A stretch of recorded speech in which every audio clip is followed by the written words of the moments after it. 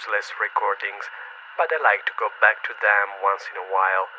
They remind me of those pretentious moments in my life when I feel I'm doing something special. Mayfield and Beloved presents Camp Here and There. Episode 28, The Meantime with Eggs.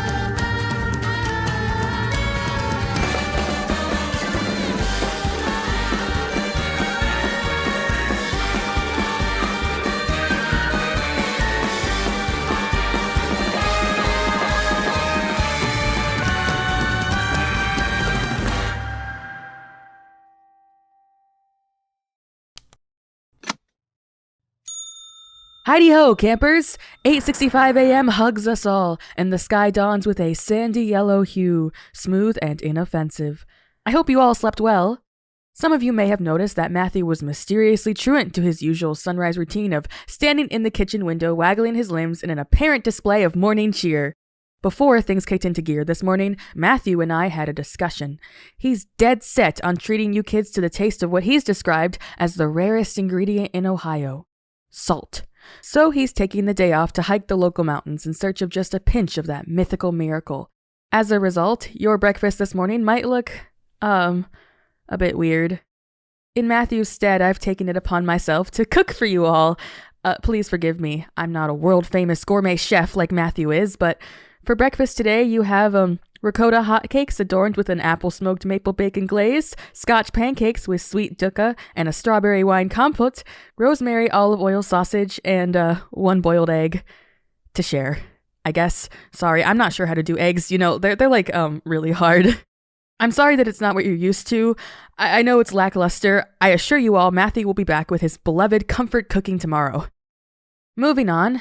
Inspired by the traumatic brush with astral projection the cabin dung beetle kids had the other day, Lucille is implementing astral projection training to help us stand against any kind of wide-scale psychic attack.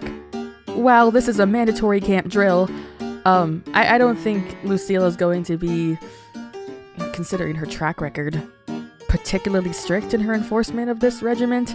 So if you're frightened by or allergic to the ethereal canvas in which our reality is painted, feel free to opt out. As all of you should know, the Finch Law states that any magic which aims to manipulate a person's psyche must first be perceived through one of the senses. The bonfire, for instance, uses the olfactory glands to infiltrate your mindscape. Some hear the sound of magic in between crackles of static. Some touch the slime on the walls of the sanatorium and feel their thoughts melt. All of this is to say that we believe the Elephant Man's abilities rely on sight, seeing as he seems to take his mask on and off in order to dampen or exacerbate the effects. So, the plan is that if you kids can cut off access to your senses by removing yourselves from your bodies, you'll be immune to psychic influence. Better empty husks than fervent slaves to the Elephant Man's will. In the event of a serious grounds breach, your cooperation makes it easier for Lucille, who has her own tricks for resisting parapsychological powers, to do battle with an invader, such as the Elephant Man. I wish all of you the best of luck with this enterprise. I feel morally obligated to mention that Lucille's plan for this training exercise includes exacerbating the bonfire's fumes with nightmare powder in order to stimulate the conditions of a psychic attack. So, if any kids or counselors are particularly sensitive to terror, please just stay inside today. And if any of you would like to take anti-agoric medication in advance, come and see me. I would join you all in this drill, but I've unfortunately been unable to astral project for a few years. I could do it fine back in college, I was great at it, in fact, but somewhere along the line it's become so hard for me. It's like my soul and my body refuse to separate. Well, hopefully none of you have that problem.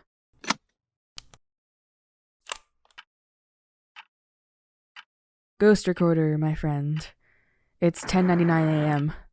I know I usually wait till night to whine about whatever's bothering me, and I've been sure to be really stringent about behaving on the announcements this time, but Well, I need to process some stuff, okay? So I hope you won't mind hearing me ramble a bit.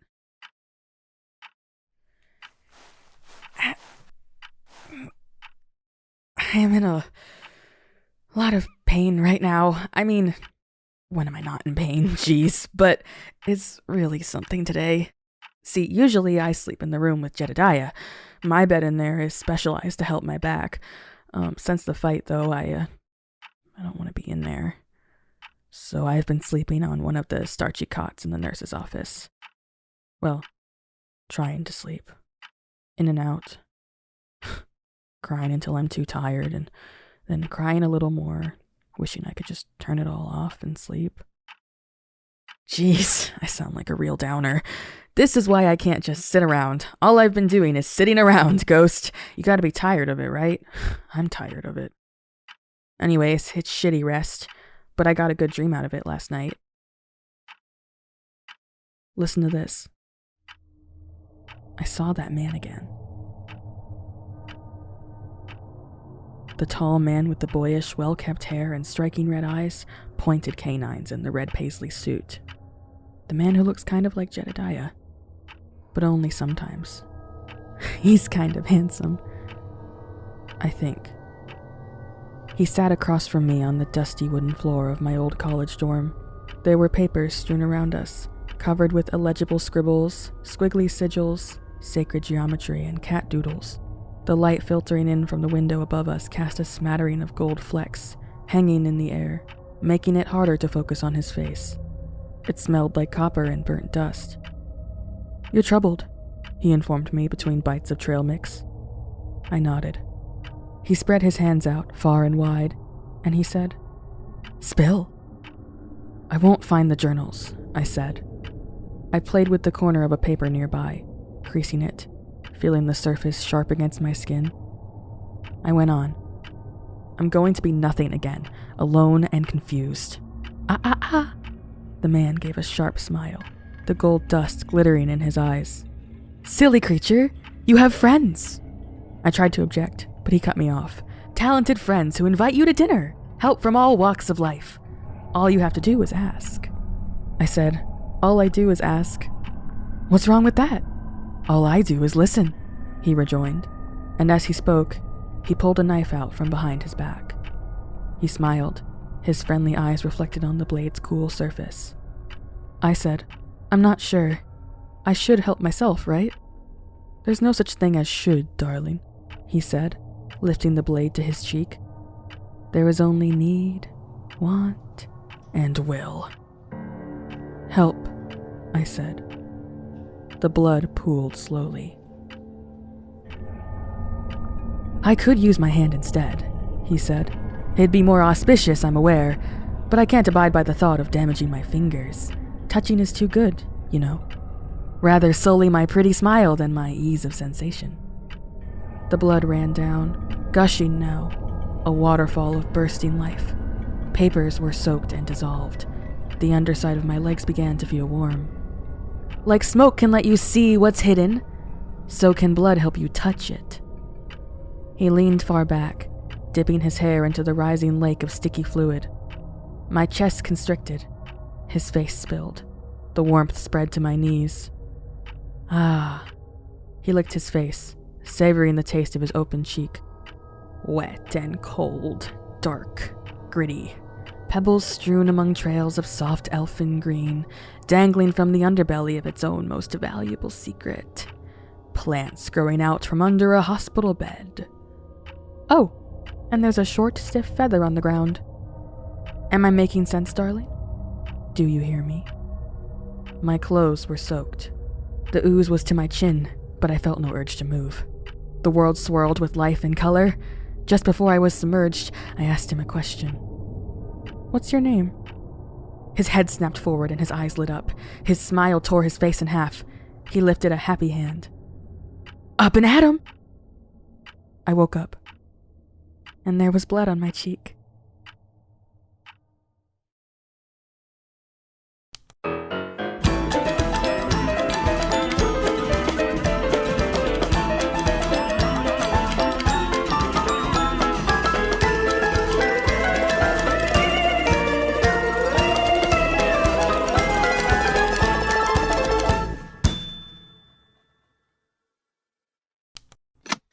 It's 1281, and astral projection training is bearing fruit of mixed flavor.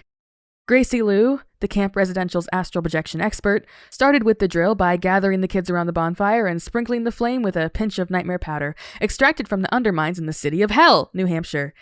Thanks to this special powder, the fumes of the fire have been steadily dispersing dark, horrific visions, leaving the gathered campers with only one option for escape: astral projecting out of their senses.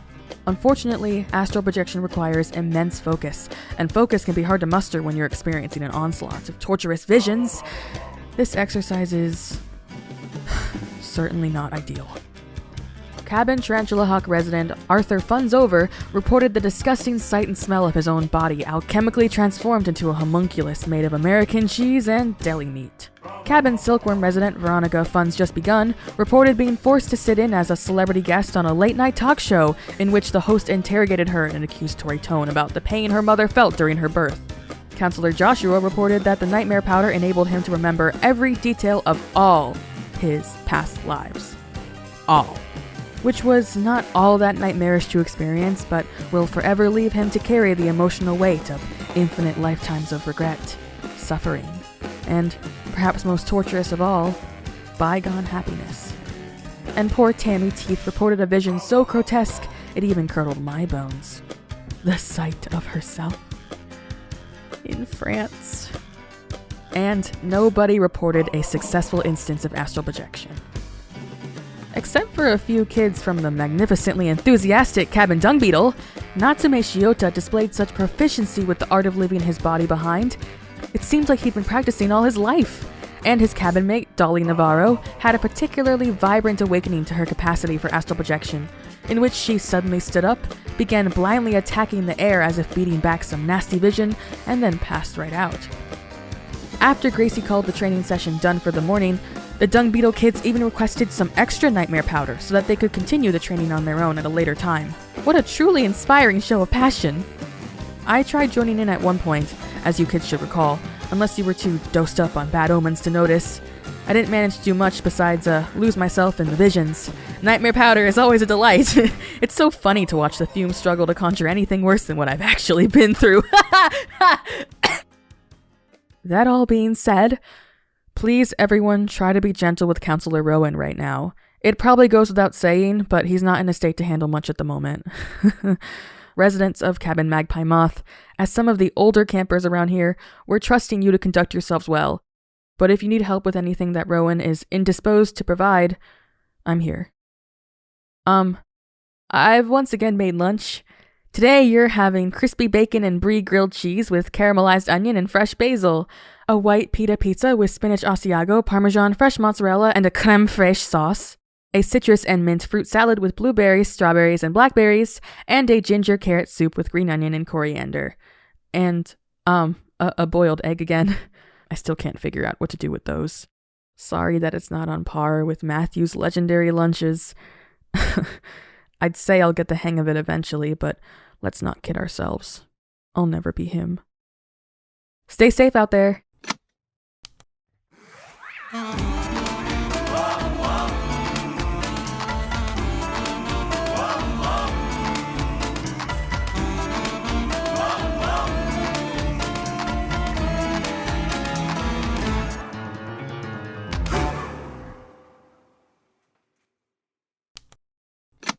Based on the conga line of miserable campers that trudged past my window 10 minutes ago, it appears today was challenging for the lot of you. Understandably, as nightmare powder is never easy to weather, and this whole exercise was one of my personal least favorite abuses of Lucille's executive power. I just want you all to know that I love you, and I am here if you need anything. A hug, a pat on the back, a piece of candy. After this ritual of excising our personal demons, I offer you a room that demons are never allowed to enter, as long as I'm awake. Also, though I hesitate to ascribe any kind of moral value to one's willingness to undergo psychological torture, I must decide that I am once again blown away by the fortitude and dedication of the Cabin Dung Beetle kids. Each and every one of you kids have the art of astral projection down pat. You'd be our greatest assets in a psychic war. But I also want you all to understand that I am so proud of every single one of you.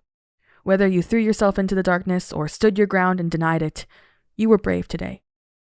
For dinner tonight, we have seared filet mignon with a bordelaise sauce of red wine, butter, and minced shallots, garlic butter chicken, cordon bleu, caramelized Parmesan broccoli, roasted spring vegetables with a honey mustard sauce, creamy mashed potatoes with fresh herbs and ground pepper, and a honey-soaked baklava I started baking when I woke up this morning. Oh, and, a boiled egg.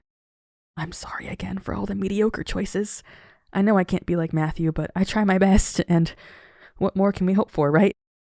Oh, also, in other news, I'm actually going to be out of the office tomorrow, so don't you all worry when you wake up and find I'm not around. There will be Jedediah. I just have some errands to run, so thank you all for your patience. All right, my buzzy little hummingbirds. Good night to you and yours. If I were you, I'd probably want to stop by my office and make sure all the nightmare is flushed out of your system before you sleep tonight. But I'm me, so I'm ready for whatever my brain could conjure up. Come on, sock it to me.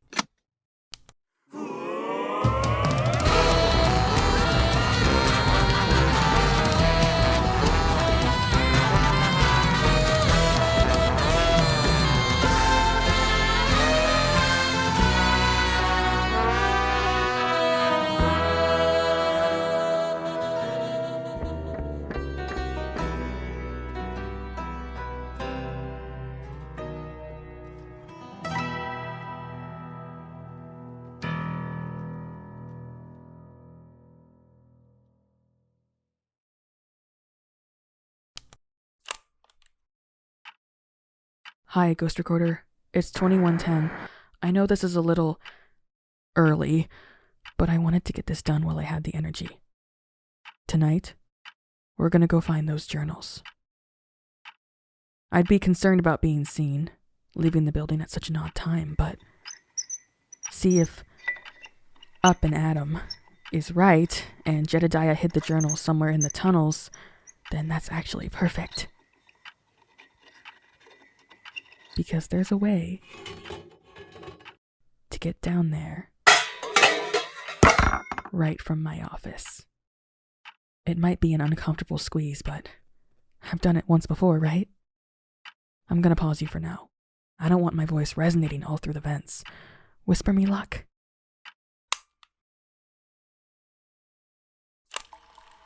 I'm in! Oh my god, there's something so magical about this place. Not just the concept of a seemingly natural earthen tunnel system below a summer camp, which is cool enough on its own, but also just the vibe, the romantic scenery, the nerve-wracking adventure. The very air down here is kind of intoxicating. Whew. Okay. Walk. Pick a direction. The air. Ooh, that way looks fun. I feel like my senses here are so heightened. I'm drowning in sensations. The rocks, slippery divots, slimy fingers with curled up pads. Ooh, and it's so cold. Really makes you appreciate the warmth the sun leaves behind for us every night. This down here is true night. True cold, true quiet, true stillness. Except for me.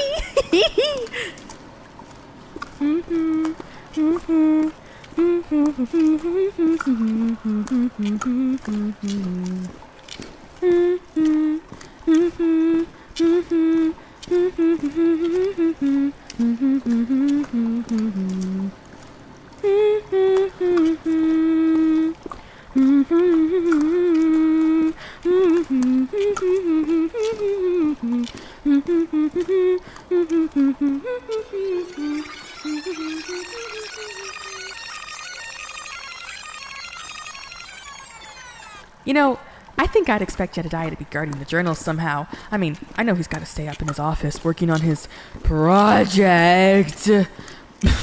But what if you just put a fucking monster down here to guard it? Like a Kerberos.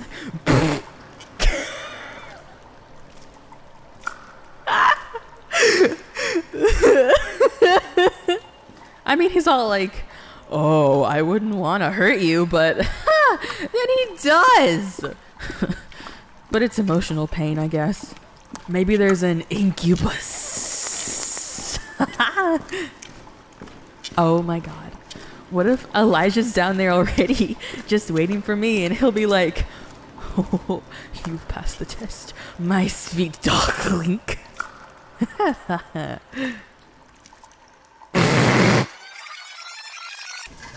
Sorry.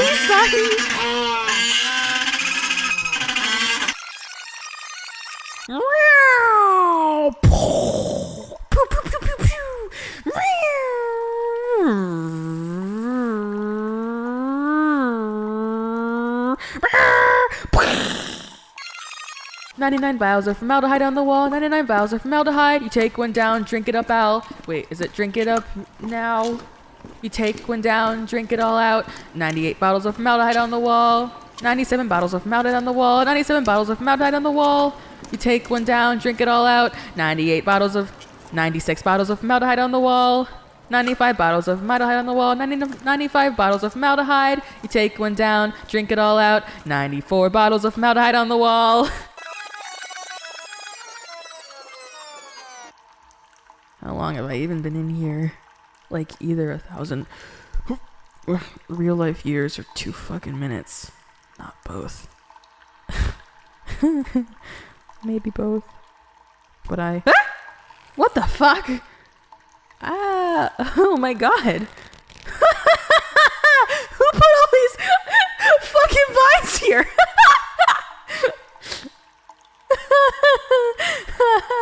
I feel so fucking weird. It sucks. My vision is all spiky and my ears are so full. And now I'm walking through an underground forest of hanging vines. What the fuck is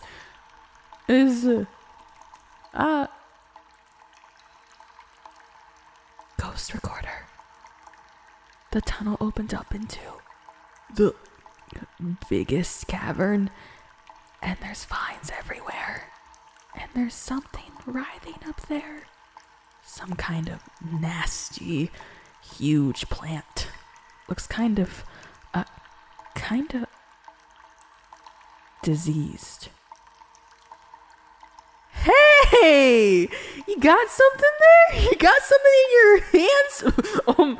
Vines? Hey, that's for me. No, the book. Yeah, no, I need that. Drop it. Or just lower it all creepy and wet. That's fine. Yeah, there we go. Down here. Give it over. Yes. Journal, get. Sydney 100, Jedediah -100, Elijah probably 1 billion. Sydney's got the goods. What the fuck is happening to my brain? Where the fuck am I? I need to get out.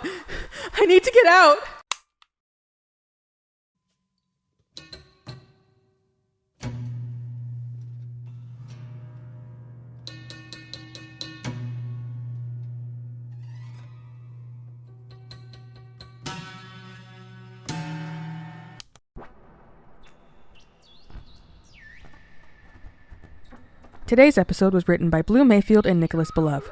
The part of Sydney Sargent was played by Blue Mayfield. Camp Here and There is the sole intellectual property of its production company, Mayfield and Belove. All music composed by Will Wood, and produced by Jonathan Maisto. Sound editing by Emily Safko and Blue Mayfield. Special thanks to our patrons, Anna Jett, Jessica Beck, and Antonia Hine. For behind-the-scenes material, exclusive canonical content, interactive events, and early episode access, consider signing up for our Patreon at patreon.com/mayfieldandbelove. Our Discord server is a great place to meet like-minded fellows and discuss today's episode. Find the link at mayfieldandbelove.com. Lastly, if you'd like to support us, the best thing you can do is to spread the word about the show. Thank you for listening to Camp Here and There. And remember, are you ready? Why did you lie?